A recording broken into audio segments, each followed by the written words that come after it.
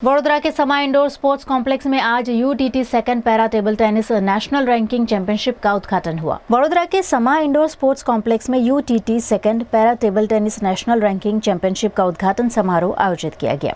ये प्रतियोगिता table tennis association of India (TTAB), Gujarat state table tennis association (GSTTA) और table tennis federation of India (TTFI) के सहयोग से आयोजित की गई। प्रतियोगिता में देश भर से पैरा टेबल टेनिस खिलाड़ी हिस्सा लेंगे और ये उनके प्रदर्शन और रैंकिंग के लिए महत्वपूर्ण साबित होगा। Ultimate table tennis second national para ranking table tennis championship 2025-26 આપણા આંગણે વડોદરાના સમા સ્ટેડિયમ ખાતે ખૂબ સરસ રીતે શરૂઆત થઈ ગઈ।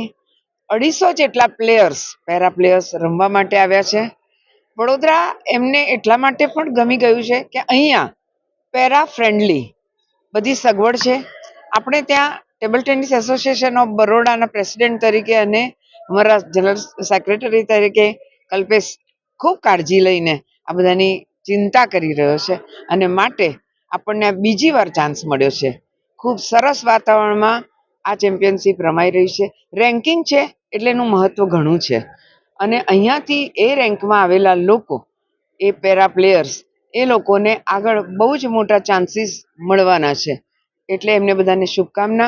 વડોદરામાં એમનું આતિથ્ય બરાબર થાય એની ચિંતા TTAB અને મારી ટીમ કરવાની છે। ખૂબ આનંદ ગૌરવ અને સ્પોર્ટ્સ માટે ખૂબ સરસ આ તક છે। વધાવું છું। आज यहाँ पे ये national para ranking table tennis championships हो रहे हैं। तो वडोदरा को इंडिया के स्पोर्ट्स मैप में डालने के लिए बहुत महत्वपूर्ण कदम है। और आज का दिन और भी इम्पोर्टेंट है क्योंकि आज 3 दिसंबर है जो कि वर्ल्ड डिसेबिलिटीज डे है। ये दिन 1992 में यूनाइटेड नेशंस ने शुरू किया था टू नॉर्मलाइज और break society stereotypes about differently abled people. तो उनको सोसाइटी में एब्जॉर्ब करने के लिए, उनको जो भी लोकेशन है, कॉमन फैसिलिटीज है, उनके प्रति फ्रेंडली बनाने के लिए ये मुहिम चालू हुई थी। तो आज के दिन जो ये इवेंट यहाँ पे शुरू किया जा रहा है, ये हमारे वडोदरा के लिए एंड IOCL के लिए भी it's a proud moment because we are a part of it.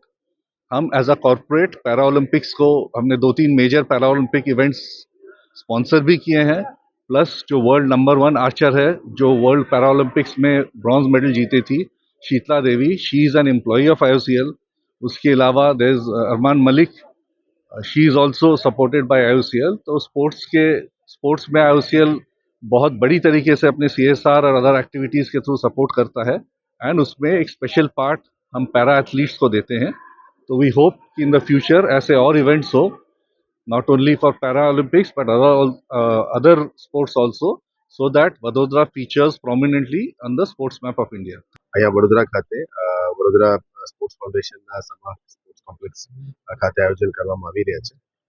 આજે વર્લ્ડ ડિસેબિલિટી ડે છે અને સાથે સાથ આ વિકલાંગો માટે પણ આપણે ડિફરન્ટલી એબલ કહેવાય એમના માટે ખાસ સ્પોર્ટ્સ ચેમ્પિયનશિપ્સ આયોજન કરવામાં અને સફળ બનાવવામાં યુટીટી અને ટેબલ ટેનિસ ફેડરેશન તરફથી જે આયોજન કરવામાં આવી છે એમને હું ખૂબ અભિનંદન પાઠવું છું।